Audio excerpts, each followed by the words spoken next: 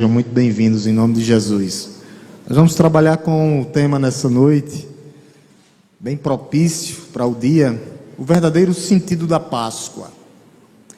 E quando a gente vai e mergulha nas Escrituras Sagradas, nós percebemos que é o tema central das Escrituras, porque a Páscoa tem a ver com a morte e a ressurreição de nosso Senhor e Salvador Jesus Cristo.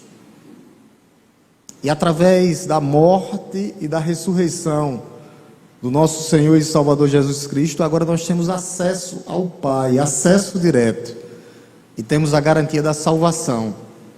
Ele nos redimiu, Ele nos salvou. Esse é o verdadeiro sentido da Páscoa. Quando nós olhamos para a cruz, cruz vazia, túmulo vazio, mas o trono está habitado. Ele reina soberanamente sobre as nossas vidas. Ele é Senhor das nossas vidas. E é unanimidade sobre os estudiosos que o maior milagre que aconteceu na Bíblia é a ressurreição de Cristo.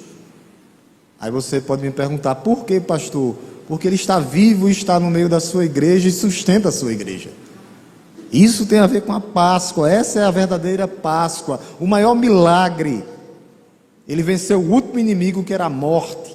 A morte foi tragada, foi exterminada por Jesus. O último inimigo foi vencido. E agora nós somos o seu povo, a sua família, povo de propriedade exclusiva do Senhor. Porque Ele trouxe agora restauração, transformação nas nossas vidas. A ressurreição de Cristo é a base central do cristianismo, porque a palavra de Deus vai dizer, se Cristo não tivesse ressuscitado, em vão seria a nossa fé. Porque uma cruz sem a ressurreição seria símbolo de fracasso. A cruz sem a ressurreição de Cristo iria ser mais um daqueles que tinham morrido, mas Ele venceu a morte, Ele ressuscitou ao terceiro dia. Ele ressuscitou ao terceiro dia. E somente assim nós podemos ter salvação completamente. E a partir disso, nós temos Ele como Senhor das nossas vidas. E tudo aquilo que aconteceu, só a guisa de introdução.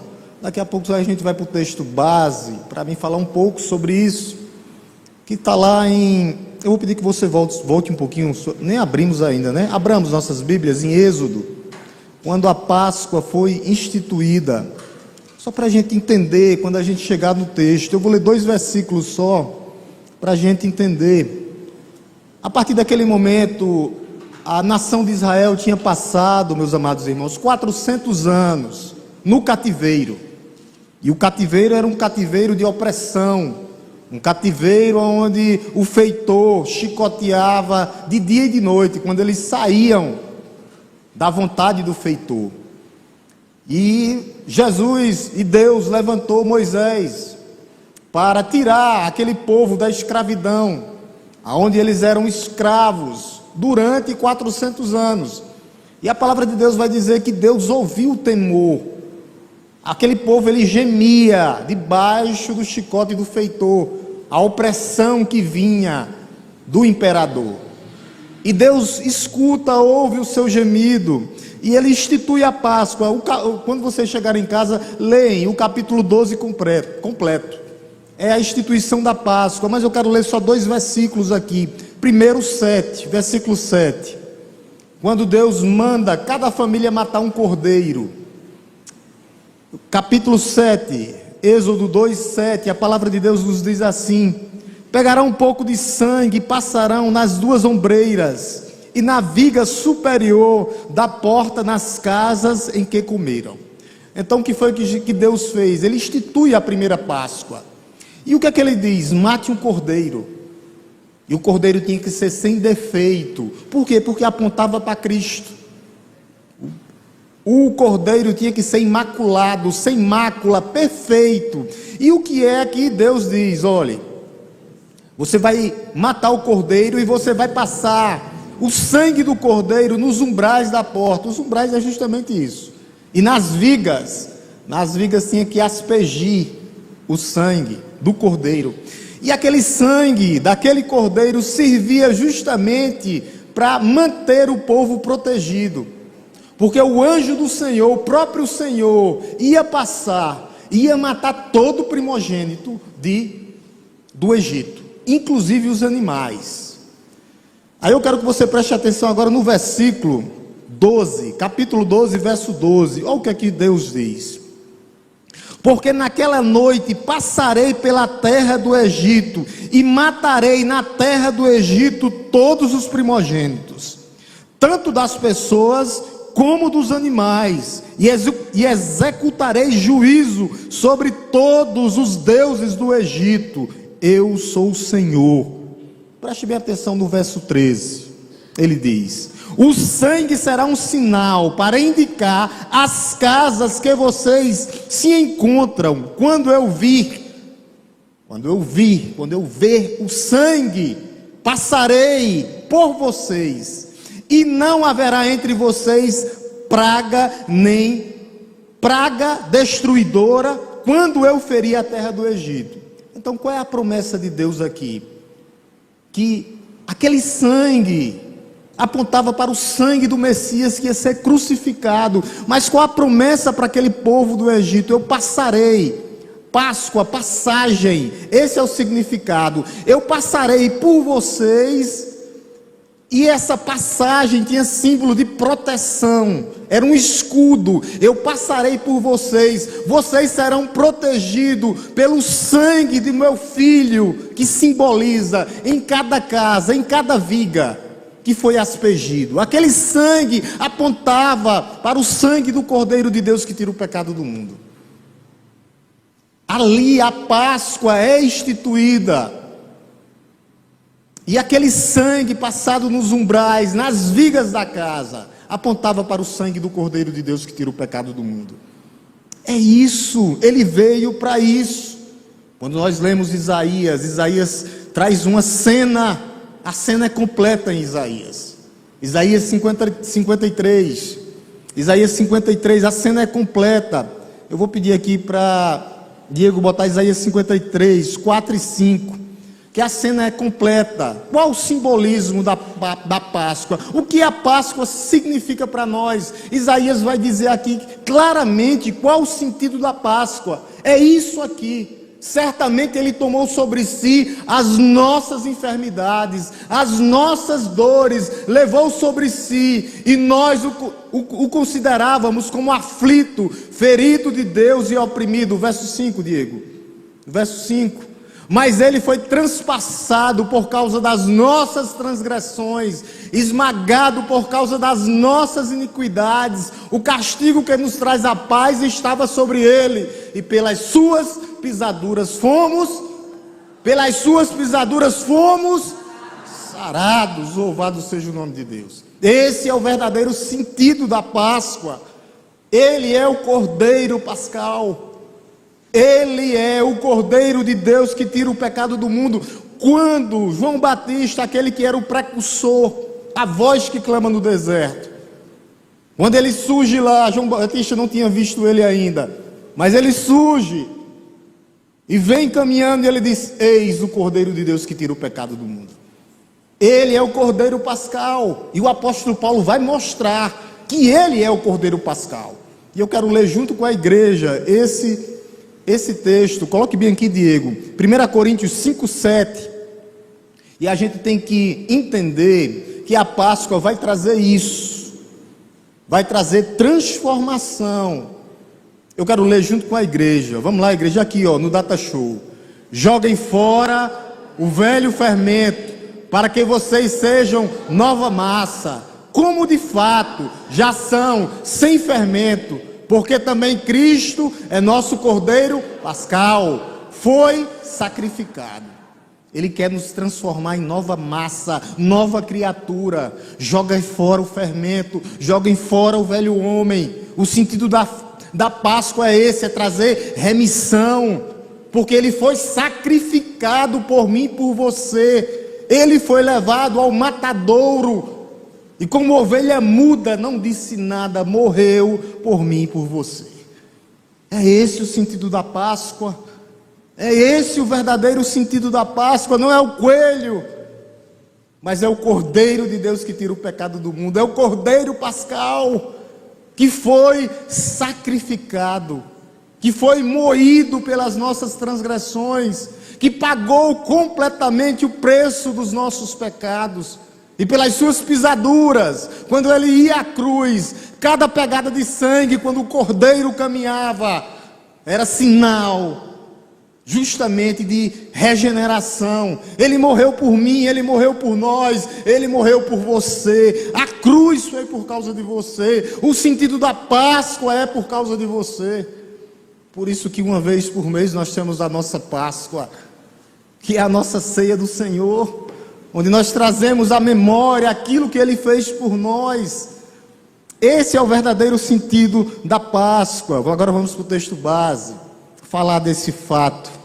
1 Coríntios 15, do 1 ao 11. 1 Coríntios 15, do 1 ao 11. Agora a gente vai entender o texto, depois que a gente tem esses textos como guisa de introdução.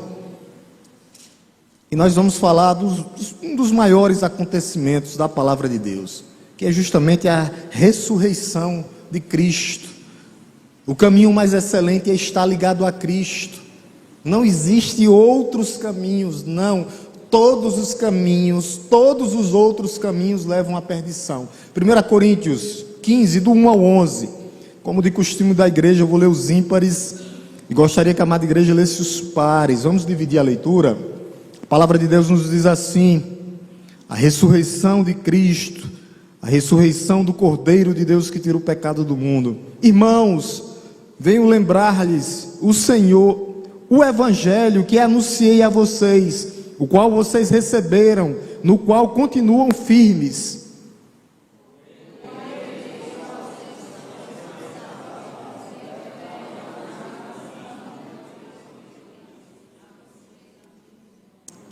Antes de tudo, entreguei a vocês o que também recebi, que Cristo morreu pelos nossos pecados, segundo as Escrituras.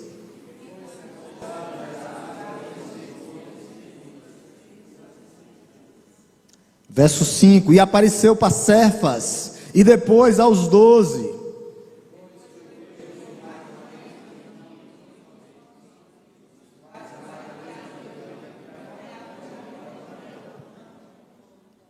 Depois foi visto por Tiago, e mais tarde por todos os apóstolos.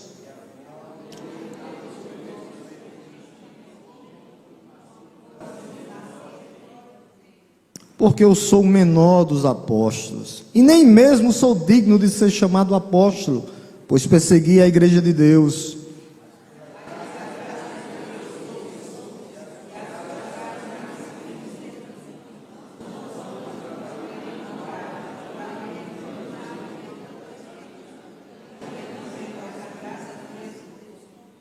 Portanto, seja eu, ou seja eles, assim pregamos, e assim vocês creram. Amém, igreja?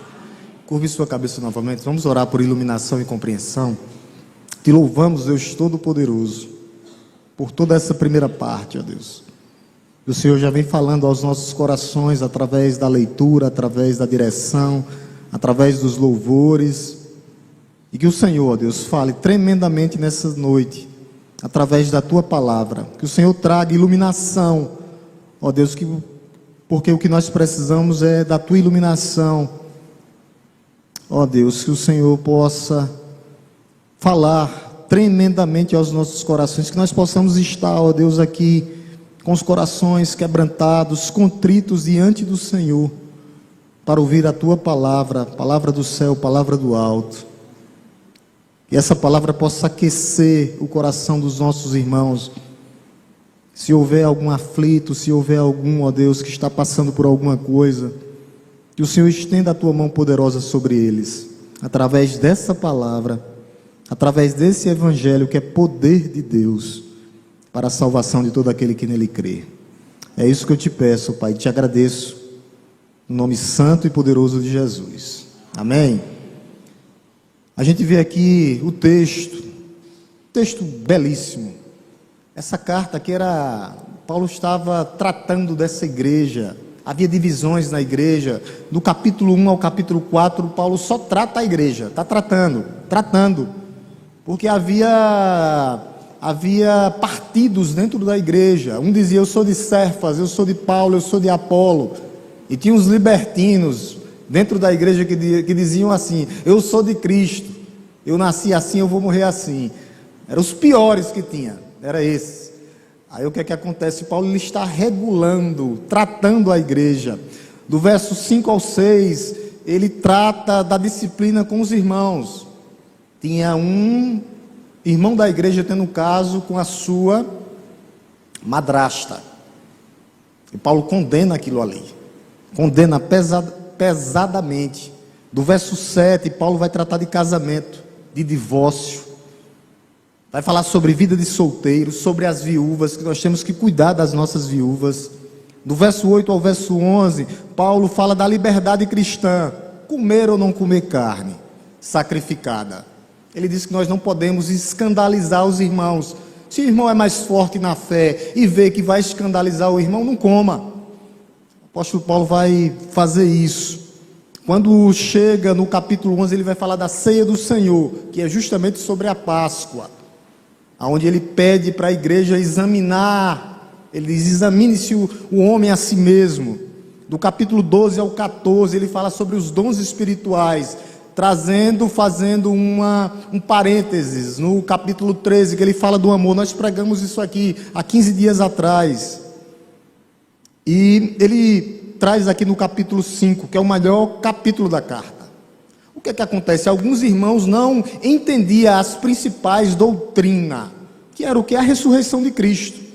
Tinha alguns que duvidavam da ressurreição de Cristo. Duvidavam que Cristo tinha ressuscitado. E Paulo trata também isso. Porque se Cristo não tivesse ressuscitado, nós estaríamos aqui hoje como igreja, a primeira igreja batista, adorando um Deus morto. Mas não, nós adoramos um Deus vivo. Nós cantamos aqui hoje, Ele vive, nós podemos crer no amanhã.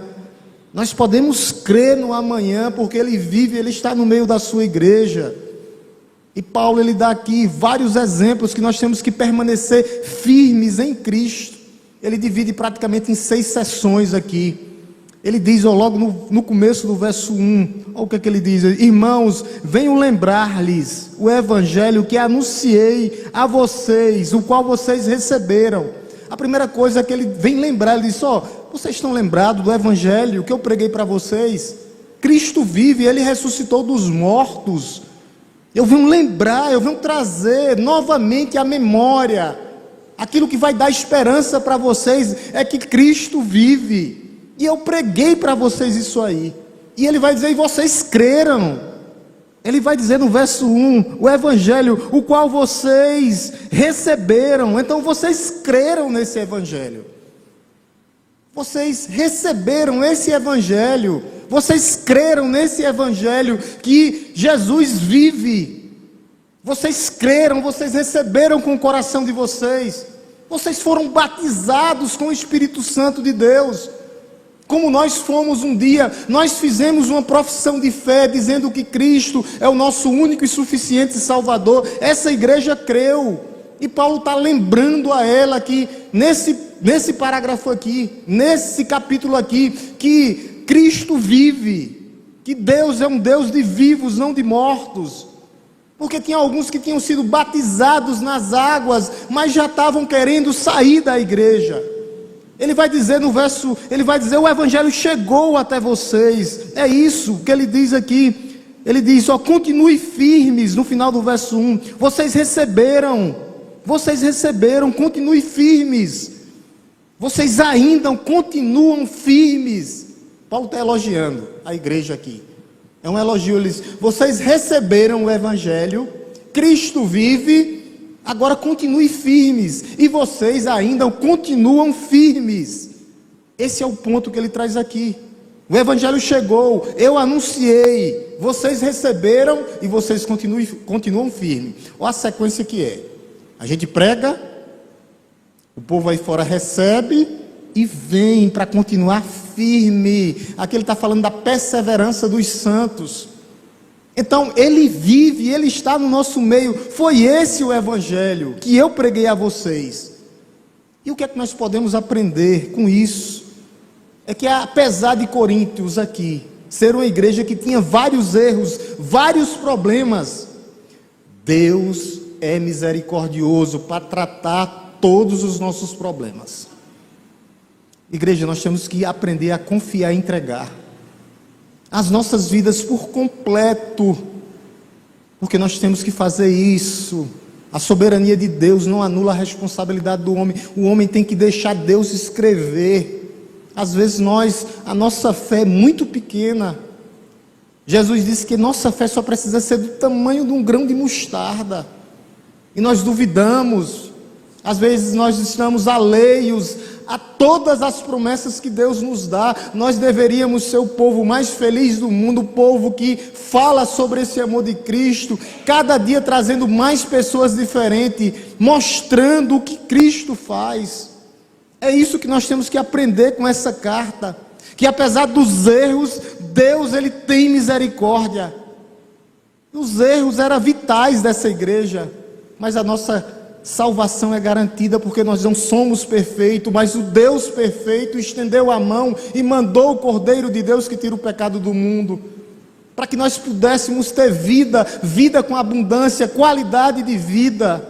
E essa qualidade de vida, ela começa aqui na terra. Quando, pastor? Quando nós temos total dependência de Deus. Somente assim. Nós temos que aprender a entregar as nossas vidas.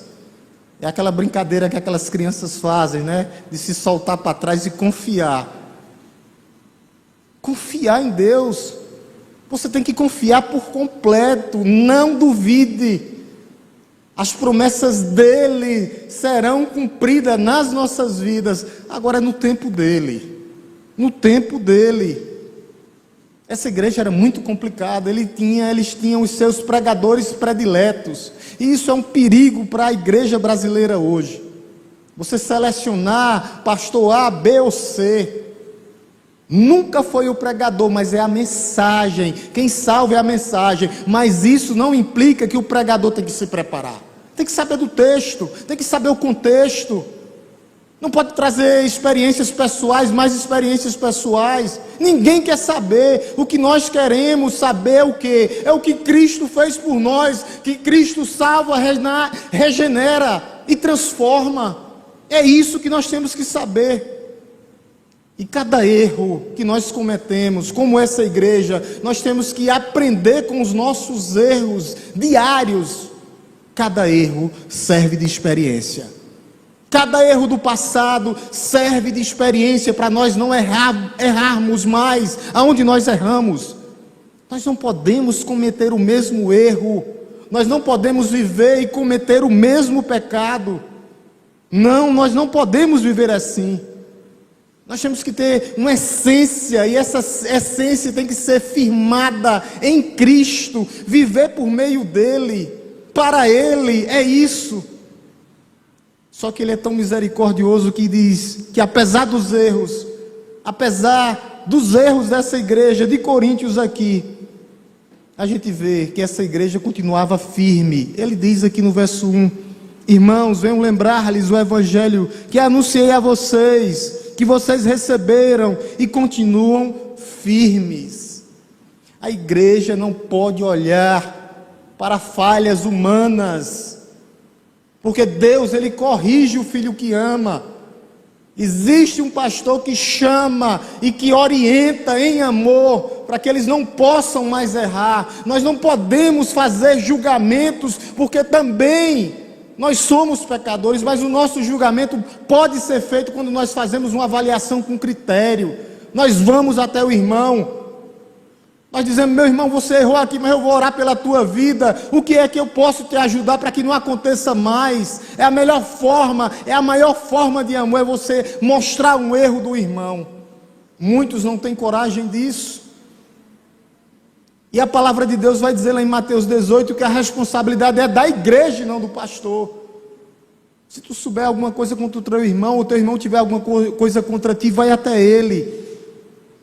Nós temos que nos firmar nisso. Essa igreja continuava firmes, dele diz aqui no verso 1, firmes. E firmes em quê? Na doutrina.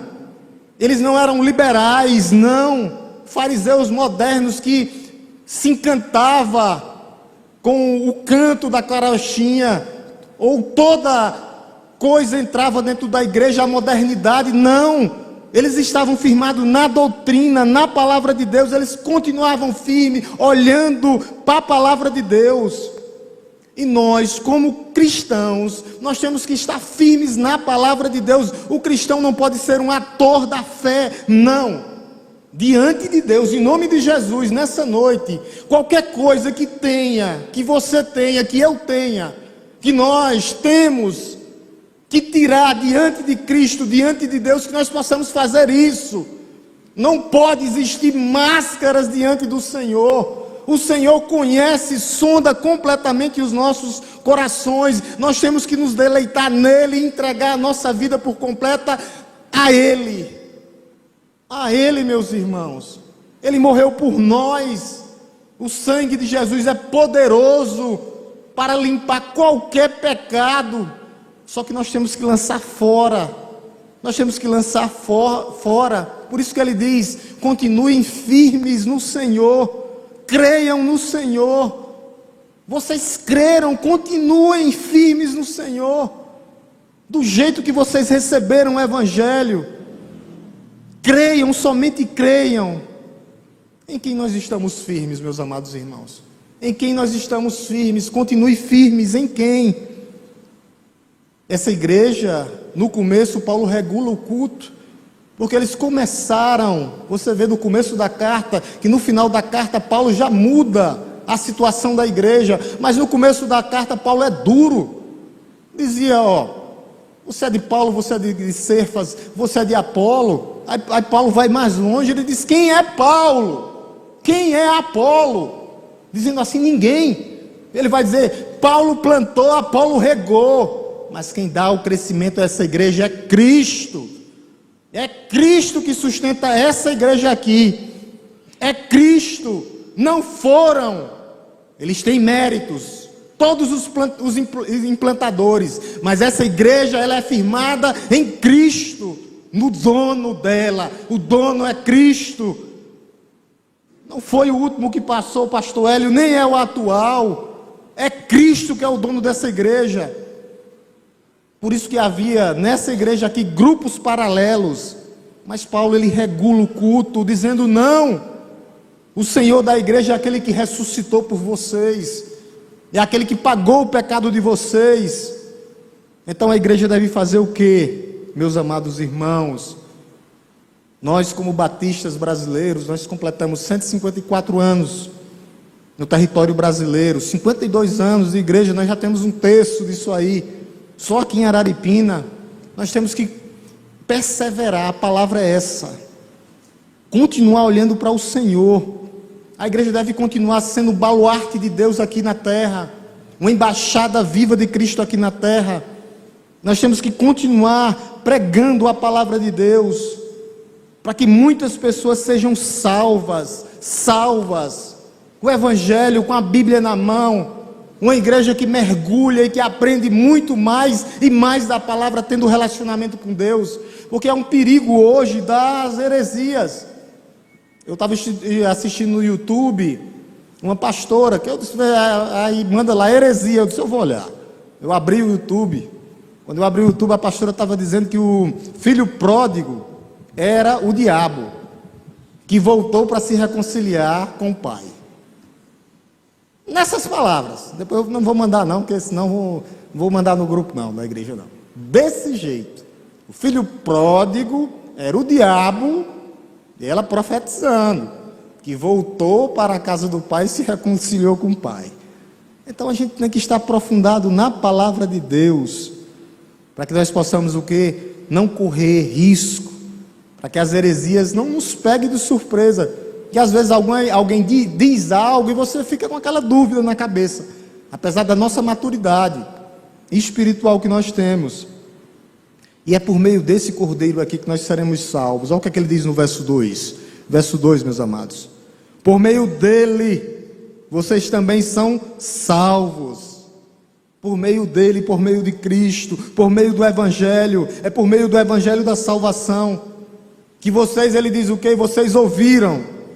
Aí ele diz, eu anunciei, vocês ouviram, vocês creram. E qual a implicação direta?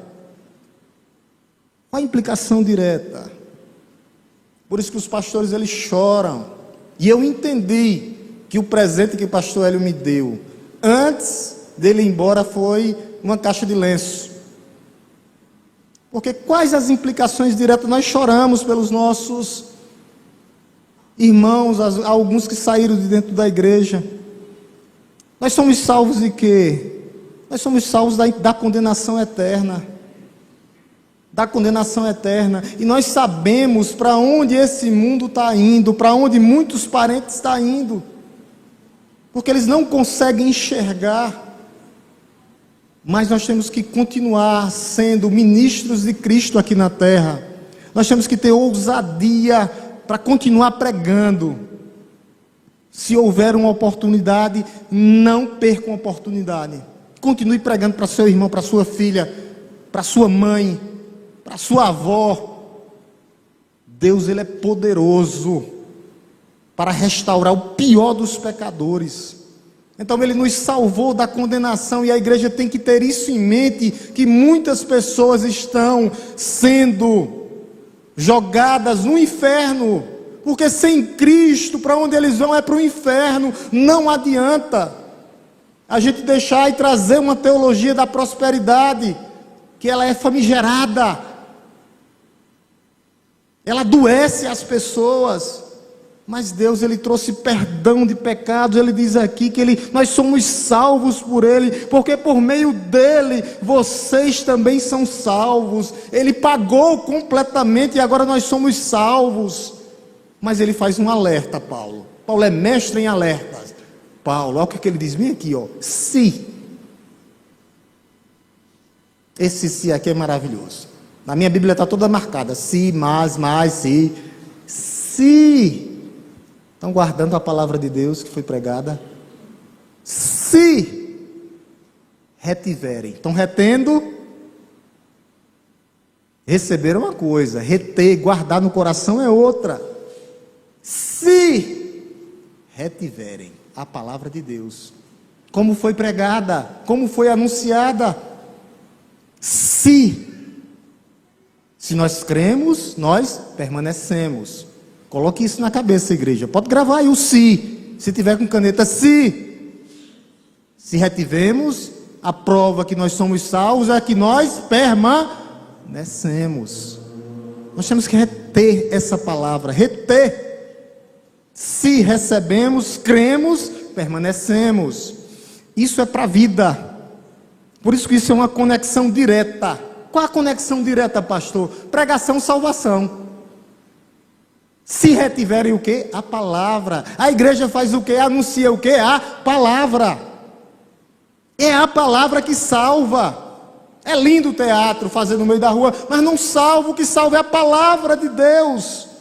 As músicas são lindas, mas o que salva é a palavra. A profetada não é linda, não salva. Quem salva é a palavra. Quem diz isso? Jesus.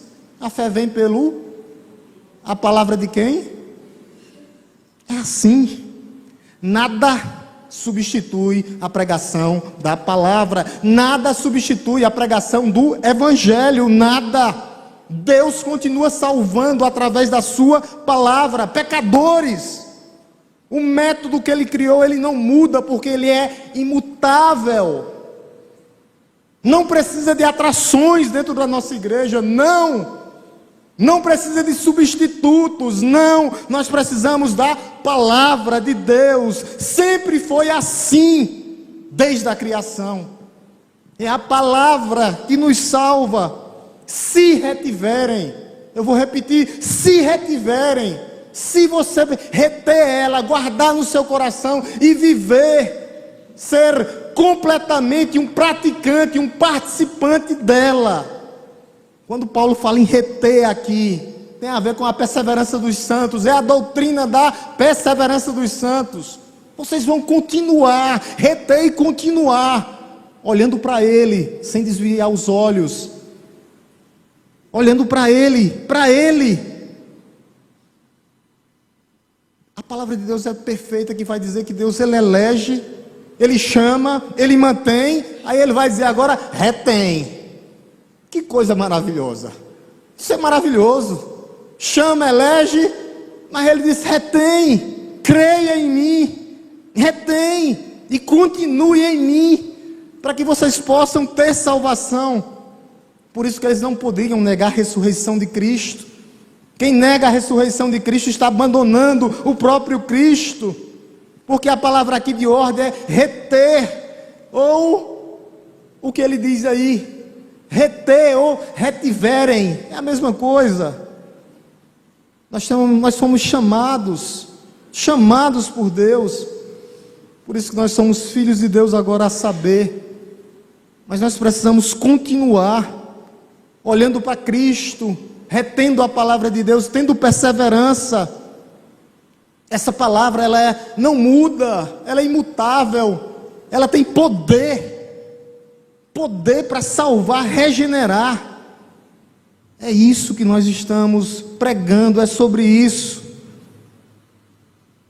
E o apóstolo Paulo diz no verso 2, a menos, ele vai mais longe, se retiverem a palavra, como tal eu preguei. Aí ele, a segunda advertência dele, a menos que tenham crido em vão. Vocês ouviram? Vocês reteram verdadeiramente? Ou foi em vão tudo que eu falei, tudo que foi anunciado? O apóstolo Paulo, ele faz a segunda advertência à igreja, a menos que vocês tenham crido em vão. Crê em vão. Eu creio da boca para fora, eu falo, mas eu não vivo. Eu digo que sou uma coisa e sou outra completamente diferente.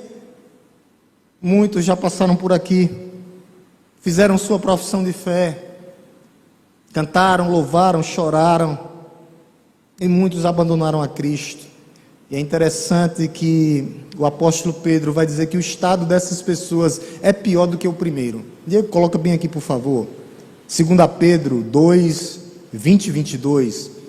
Vou mostrar a situação daqueles que abandonam a Deus, aqueles que abandonam a Cristo. 2 Pedro 2, 20 e 22. Portanto, se depois de terem escapado das contaminações do mundo, mediante o conhecimento do Senhor e Salvador Jesus Cristo, se deixarem enredar de novo e são vencidos, o seu último estado se torna pior do que o primeiro. Tiveram aqui, viveram conosco, tiveram no meio de nós e hoje estão totalmente perdidos. E qual o estado deles? Bota aqui no 21 para a gente ver. O que é que ele vai dizer? O apóstolo Pedro. 21, versículo 21. O que é que ele diz? Pois teria sido melhor que eles nunca tivessem conhecido o caminho. Era melhor não ter conhecido Cristo, o caminho da justiça, do que após conhecê-lo voltar atrás, afastar do santo mandamento que lhes havia sido dado. Agora sim, versículo 22, o que é que acontece com eles?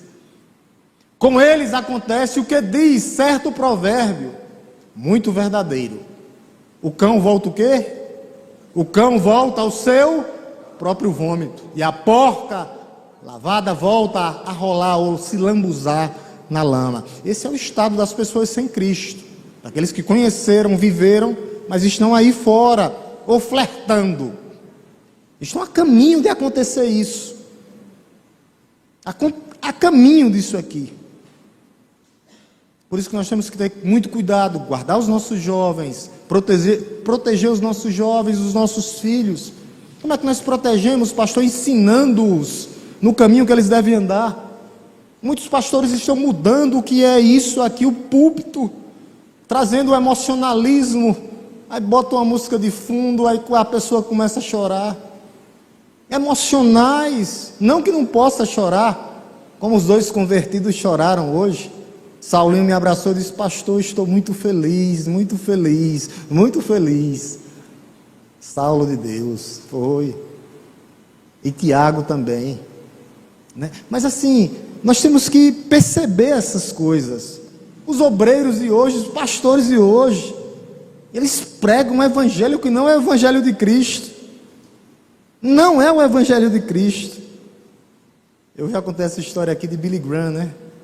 Billy Graham estava no avião e tinha um bêbado.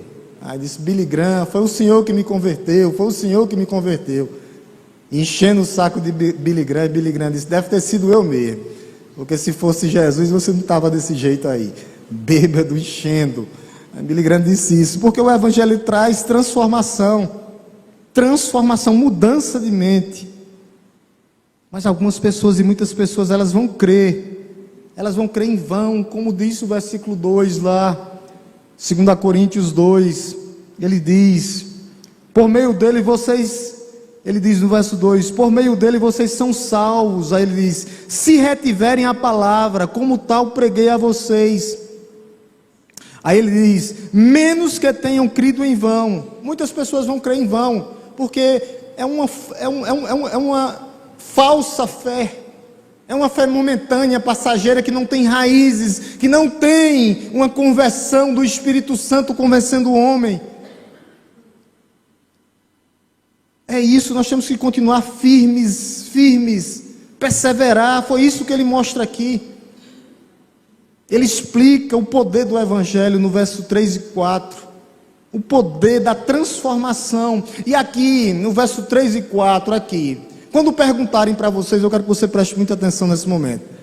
Pastor, o que é a Páscoa? Aí você vai lembrar 1 Coríntios 15, 3 e 4. Você responde o que é a Páscoa aqui. Eu não escolhi esse texto por acaso, mas Deus nos ilumina nisso. Olha o que ele diz, verso 3 e 4. Antes de tudo eu entreguei a vocês o que também recebi de Cristo, a Páscoa, que Cristo morreu pelos nossos pecados, a Páscoa, segundo as Escrituras está aqui, e que foi sepultado, morreu sim, sepultado, passou 3 dias no ventre da terra, e ressuscitou ao 3º dia, segundo as Escrituras sagradas. Aqui, é a mini Páscoa, morte, sepultamento e ressurreição, vitória sobre a morte. Essa declaração aqui, essa é a declaração de Páscoa. Ele divide em 3 partes. Morreu pelos nossos pecados. O sentido da Páscoa é esse. O Cordeiro Pascal morreu por nós. Não era uma coisa que ninguém inventou, não. Estava nas Escrituras sagradas. Pedro abriu a porta para os gentios, a primeira pregação, na casa de Cornélio. Depois o apóstolo Paulo é levantado como arauto de Deus, seguindo Barnabé. Barnabé era o líder. O ponto de Paulo aqui é, eu não inventei nada, no verso 3. Antes de tudo entreguei a vocês também o que recebi. Do jeito que eu recebi de Cristo, eu entreguei da mesma forma. Eu entreguei a vocês também, do mesmo jeito que recebi. Esse é o cerne justamente da Páscoa. O que eu entreguei, o que foi que ele entregou? O que é que ele diz no verso 3? Que ele morreu pelos nossos pecados, pelas suas pisaduras nós fomos salvos. Ele morreu a nossa morte, ele morreu em nosso lugar, ele morreu pelos pecadores. Essa é a base. Por quê? Por causa disso. Essa é a nossa declaração de fé. Cristo morreu por pecadores. E ele disse, foi sepultado. E foi sepultado. Ele diz isso no verso 3. Morreu por pecadores, mas foi sepultado. Ele tinha que ir para uma tumba. Ele tinha que estar lá para confirmar que ele era Deus e homem. 100% homem, 100% Deus. Porque havia muitos mitos, gente, meus amados irmãos. Diziam que Jesus só desmaiou. Havia vários mitos, que Jesus ficou semi-morto, que enterraram Jesus e que os discípulos roubaram seu corpo. Ele tinha que passar 3 dias lá no ventre da terra, para depois sair da sepultura. Ele foi tirado da sepultura, ele viveu, ele venceu o último inimigo. O sepultamento de Cristo tinha que acontecer para mostrar que Ele morreu em nosso lugar. E essa é a declaração que nós temos que pregar sobre a Páscoa. Ele nos substituiu, Ele nos deu vida quando nós estávamos mortos. E a terceira declaração de Páscoa é isso, que ele diz no final do verso 4, o finalzinho do verso 4, o que é que ele diz? Ele diz assim: e ressuscitou, e vive para todo sempre, no meio da sua igreja, sustentando a sua igreja. É isso é o sentido da Páscoa. Ressuscitou gloriosamente, para nos dar paz, para nos trazer conforto para a nossa alma, nos dias de aflições, naquele dia quando nós passamos por aqueles dias que eu disse: Senhor, se não for contigo eu não conseguirei. Ele traz o conforto necessário para as nossas vidas. No meio da angústia, no meio da dor, Ele é a nossa alegria, como diz o salmista. A alegria do Senhor é a nossa força, nós confiamos nele. Esse é o cerne do cristianismo: morte, sepultamento e ressurreição de Cristo. É isso que o apóstolo está nos ensinando. Esse é o verdadeiro sentido da Páscoa. Ele morreu pelos nossos pecados, pelas nossas dores, pelas nossas enfermidades, pelo aquilo que nos prendia. Essa é a base da fé para nos salvar. Muitos aqui nessa igreja não criam na ressurreição de Cristo. Quais as evidências que Cristo ressuscitou? Está aqui na palavra de Deus. Olha lá no finalzinho do verso 3, ó. Ressuscitou ao terceiro dia segundo as... Isso aqui confirma que Ele ressuscitou e vive. Que Ele é o sentido da nossa Páscoa. Que Ele pagou completamente o preço dos nossos pecados. Que Ele levou sobre si. E que há esperança para as nossas vidas. Coloque todos os seus dilemas na presença de Cristo. Você precisa ter um relacionamento com Ele, pessoal, ir a Ele, vir a Ele. As Escrituras anunciavam desde o Antigo Testamento. Por isso que a salvação é uma conexão direta com a palavra de Deus. É uma conexão direta com a Bíblia, do Antigo ao Novo, do Novo ao Antigo. Tudo está nas Escrituras Sagradas. Cristo morreu, Cristo foi sepultado, Cristo ressuscitou. Essa é a nossa Páscoa. Para que tudo isso? Para pagar os nossos pecados. A lei de Moisés toda aponta para o Messias. Os profetas todos falaram sobre o Messias, que o Messias tinha que vir e morrer. Jonas, ele pega um tipo de Jonas passa 3 dias no ventre do peixe. Ali já eram simbolizando os 3 dias onde Jesus ficaria no seio da terra. Tudo aponta para Ele. E quando você lê a Bíblia, olhe para Cristo, que você vai ver Cristo em todas as Escrituras Sagradas. É isso que nós temos que nos apegar, nas Escrituras Sagradas, da lei do Pentateuco até Apocalipse. Estava tudo lá. E a revelação é progressiva. O Evangelho de Cristo é o coroamento, é a consumação de Deus, revelado em todas as Escrituras, do Antigo ao Novo. As pessoas têm que vir a Cristo, tem que saber que Ele é um Deus vivo que ressuscitou e que tem poder para salvar o pior dos pecadores. Vai dizer que Ele apareceu para vários, para Pedro, para Cefas, que era Pedro, para 500 irmãos. No versículo 8 e 10, Ele dá seu testemunho. Ele vai dizer que por último apareceu para mim. A última pessoa que Cristo apareceu foi para Paulo. Versículo 8, olha o que é que ele diz no verso 8. Por último, depois de todos, foi visto também por mim, como um nascido fora do tempo. Não existe mais apóstolos hoje, né? Tinha que andar com Cristo, ver Cristo, João diz: nós andamos com Ele, nós pegamos nele, nós comemos com Ele. E muitos querem ser apóstolos hoje, não tem mais. Não tem. O último foi Paulo. Os 12 mais Paulo, um como fora do tempo. Mas por que é que acontece tudo isso? Deus trazendo, mostrando a Páscoa, a morte, o sepultamento, a ressurreição de Cristo para pagamento dos nossos pecados. Por que acontece tudo isso? Por que aconteceu tudo isso? Ele dá uma resposta clara para a igreja nessa noite. Tudo isso foi por causa da graça, verso 10. Verso 10, olha o que ele diz. Mas, pela graça de Deus, sou o que sou.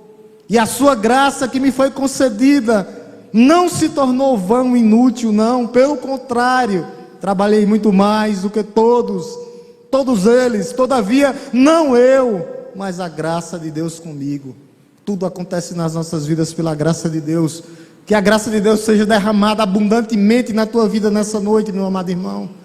Que a graça de Deus seja por ela, que tu seja encharcado pela graça de Deus.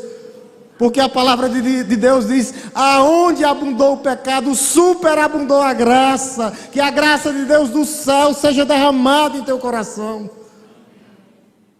E o salmista diz: Senhor, a tua graça é melhor do que a vida. Nós preferimos a graça de Deus, porque é ela que vai nos conduzir para o céu. A graça de Deus é melhor do que a vida. E Paulo termina no verso 11, ele encerra dizendo: portanto, seja eu ou sejam eles, assim pregamos e assim vocês creram. Por isso que nós continuamos pregando. Aí, essa é a missão da igreja, é pregar. Não se preocupe se as pessoas não se converterem. Simplesmente dê o testemunho de Cristo. Fale sobre Cristo. Fale sobre o resgate. Dê seu testemunho, mostre quem você era, não importa se era um ex-alcoólatra, se você passou por um terreiro, não importa, foi de lá que Cristo me resgatou, foi de lá que Cristo me tirou. Dê seu testemunho, mas dê o testemunho dizendo: foi Cristo que fez por mim, foi um resgate. Não foi Paulo, não foi Cefas, não foi Apolo, não foi pastor Hélio, não foi pastor Marcos, não. Ele morreu por mim. A Páscoa é essa: morto, sepultado, ressuscitado pelos nossos pecados, para pagar completamente o preço das nossas culpas, da nossa culpa. Nós temos que dar esse testemunho, mesmo nós sendo falhos, efêmeros. Às vezes as pessoas vão olhar e vão desconfiar de nós, mas isso é normal.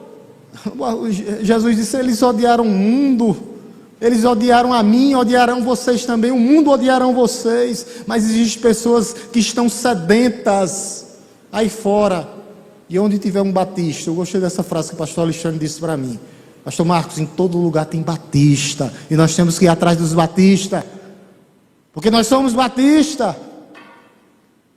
E quando é batista, ele vai vir para a igreja batista, porque Deus traz para ser resgatado, restaurado, mudado, mudada, transformada, porque é isso que o evangelho faz. Eu termino com algumas aplicações para a gente pensar no que nós falamos nessa noite. A primeira é: qual o alicerce da igreja? Resposta: Cristo. Aonde nós vemos isso tudo? Resposta: a Bíblia. A igreja está alicerçada em Cristo, na doutrina dos apóstolos, que está onde? Na Bíblia, na palavra de Deus. Não importa quem prega, o que importa é a mensagem que está sendo pregada, porque ela é poder de Deus, ela transforma. Mas os obreiros, obreiras, os líderes têm que se preparar, porque era uma das táticas dos pais da igreja: orar e labutar, orar e labutar, orar e pregar a palavra de Deus, orar e labutar, pesquisar, se aprofundar. Nós temos que fazer isso. A gente viu aqui que nós temos que reter, e reter tem a ver com perseverança. Nós temos que receber, reter essa palavra nos nossos corações. E nós temos que passar para outras pessoas, que pessoas precisam ser salvas também. E tudo isso está aqui na sua palavra. A gente leu 2 versículos aqui que mostra todo o sentido do Evangelho, todo o sentido da Páscoa, versículo 3 e 4. Nós temos que continuar se aprofundando, não para nos encher, mas para que nós possamos passar para outros, para que mais e mais pessoas se juntem a essa igreja.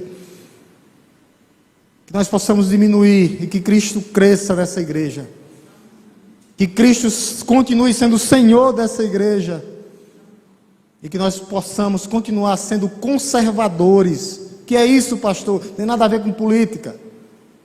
Nós conservamos o que a palavra diz. Isso é ser conservador. Nós não mudamos nada, nós não tiramos nada, por isso nós somos conservadores, batistas doutrinários, batistas históricos. É isso que nós somos. Nós simplesmente pregamos o que Deus manda nós pregarmos. Nós conservamos tudo que está aqui, a doutrina, o culto, o modelo, do jeito que Deus deixou. Terceiro, a salvação é através de Cristo. Talvez você venha estar com muitos tempos já vindo para a igreja, mas é preciso tomar uma decisão. É preciso entregar a sua vida a Jesus. Jesus tem que ser o Senhor da sua vida. O apóstolo Paulo disse que nós temos que fazer uma confissão de fé, crer com a nossa boca e confessar com o nosso coração. Confessar com a nossa boca e crer com o nosso coração. É isso que nós temos que fazer. Tem que haver essa confissão de fé pública. Pública. E o papel da igreja é ensinar a palavra de Deus. Nós cremos, minha amada igreja, que Cristo vive e está no nosso meio. E que Ele sustenta a sua igreja na palma da sua mão. Que nenhum dos seus filhos ficará fora da promessa que Ele fez, que Ele voltará para nos buscar em glória, majestade e poder. Pode estar doendo agora, mas uma promessa que Ele faz também às nossas vidas é que vai passar. Vai passar. Que toda dor aqui é uma preparação para algo maior e melhor que nos aguarda e nos espera.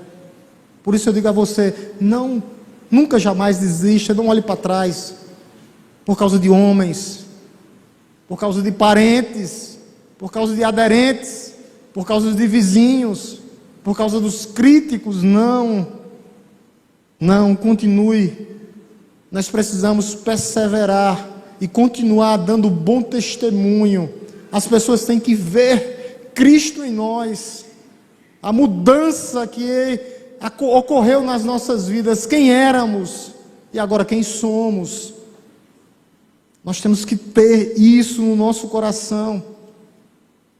Nós que somos crentes, nossa fé tem que estar alicerçada na palavra de Deus. O nosso fundamento é Cristo, e tudo está nas Escrituras Sagradas. Talvez você chegou aqui cansado, sobrecarregado nessa noite, passando pelo vale, alguma crise familiar, alguma crise de ansiedade. Permita que Cristo sare a sua vida, entregue a sua vida por completo, meu amado irmão, que às vezes está faltando algo que nós devemos confessar para Ele, verdadeiramente abandonar e não fazer mais. E isso é entre você e Ele. Aí agora onde você está, você tem que dizer: Deus, eu preciso abandonar. Às vezes é uma ira que tem ainda guardada, um impulso agressivo, um modo de falar que agride as pessoas. Eu não sei o que é que precisa ser tratado na minha e na tua vida nessa noite, que nós temos que mudar. Mudar como mães, pais, filhos. Que nós possamos, diretamente no secreto, não precisa tocar trombeta no meio da praça, como fazem os hipócritas, não. É entre você e Deus, entre você e Deus. Às vezes é uma ofensa que surge, meus irmãos, aparece, como já apareceu comigo. Nós somos agredidos, eles colocam culpa em nós, por alguns fatos. Eles não têm coragem de tomar conta de alguns negócios, ou até mesmo de um familiar. E se acontece qualquer coisa, eles nos acusam, eles apontam para nós. E nós temos que continuar sendo crentes, mesmo irados. Pode se irar, mas não pequeis. Ore pela vida dele, ore pela vida dela. O que é que falta para nós entregarmos nessa noite? Porque as flechas vêm de onde as pessoas mais nos conhecem. Eles apontam a arma na nossa cabeça e fazem avaliações que degridem a nossa imagem, que tentam derrubar a nossa fé, que às vezes deixam a gente baqueado, que às vezes nós pensamos, eu não vou nem para a igreja hoje, mas essa palavra é para você, dizendo que você é filho de Deus e Deus conhece completamente o teu coração e Ele está contigo. Ele não vai te abandonar. Ele nunca abandonou um filho seu. Nenhum deles. Às vezes nós não entendemos o porquê dos ataques. Eu coloquei isso no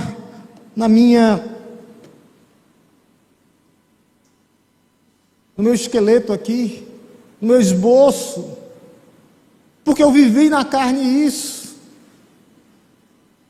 Sabe, meu amado, minha amada irmã, e outra, procure ajuda, procure seu pastor, para seu pastor orar por você, para que seu pastor lhe auxilie, porque a gente quando sabe, às vezes, era como o nosso amado dizia, o leite derramou.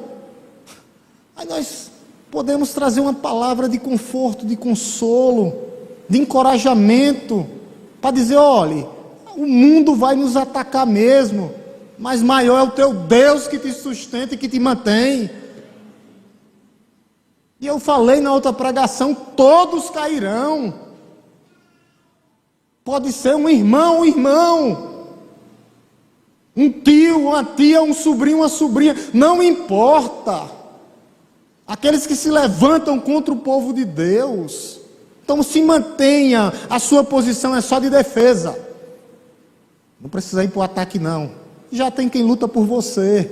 Quem luta por ti é Deus, quem luta por ti é Deus. A luta não é tua, é Deus que luta por ti, é Deus que luta por ti.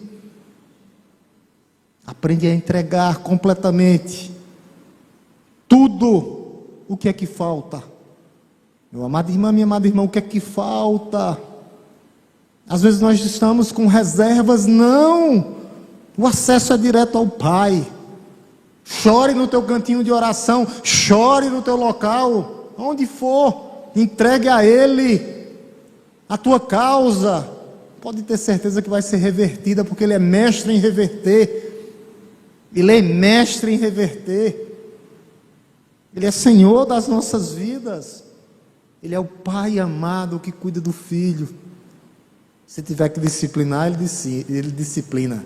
As palmadas vêm, para que nós possamos sair mais fortalecidos. E para encerrar, você que não é crente ainda, o convite nessa noite é que você possa experimentar o que o Cordeiro Pascual fez por você. Ele pagou os seus pecados.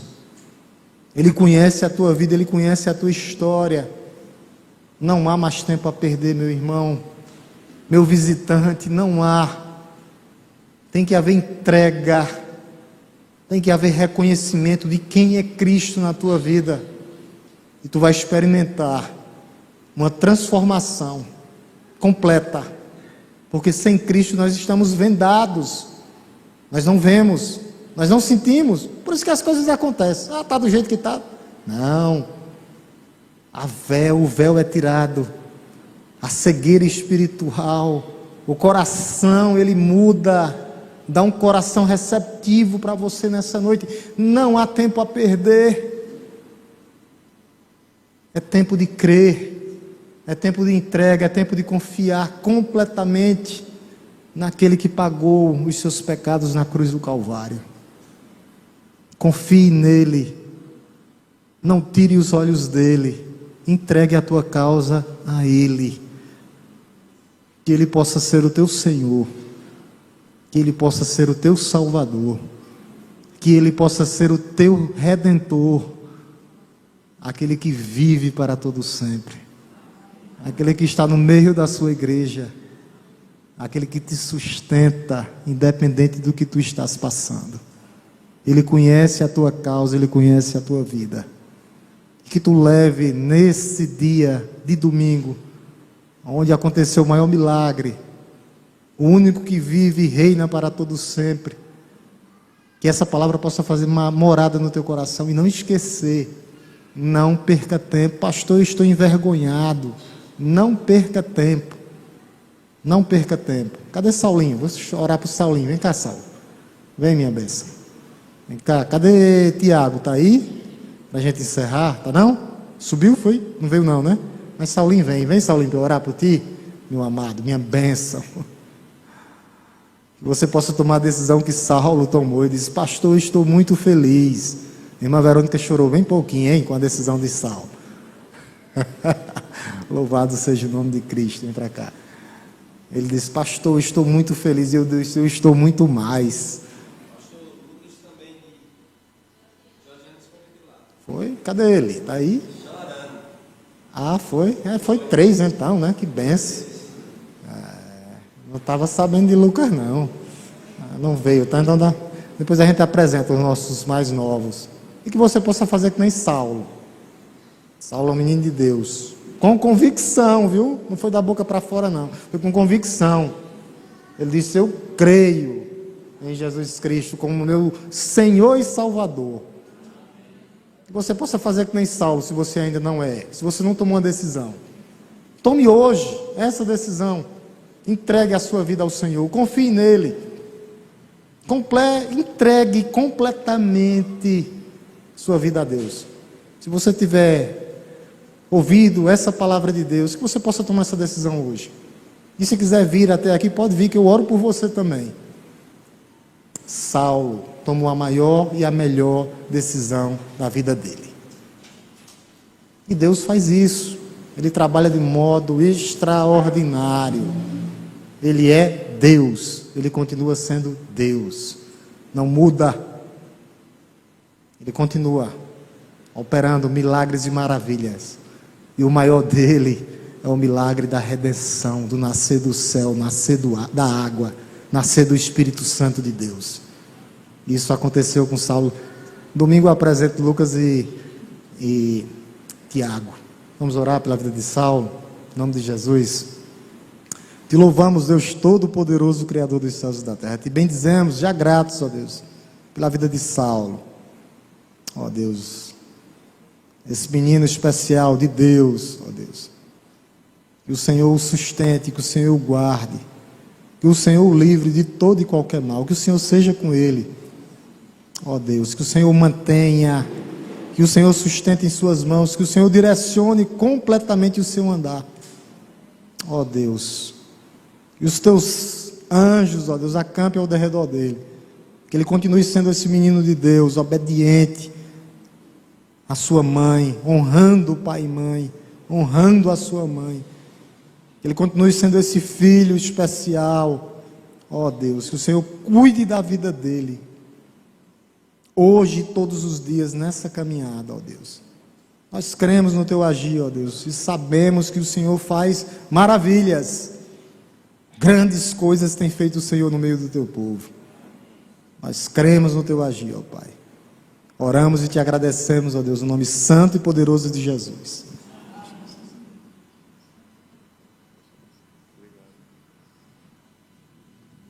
Que o amor de Deus Todo-Poderoso, Criador dos céus e da terra, que a graça redentora, salvadora, transformadora do nosso Senhor e Salvador Jesus Cristo, e que as doces consolações do Santo Espírito esteja conosco, não só hoje, mas todos os dias das nossas vidas.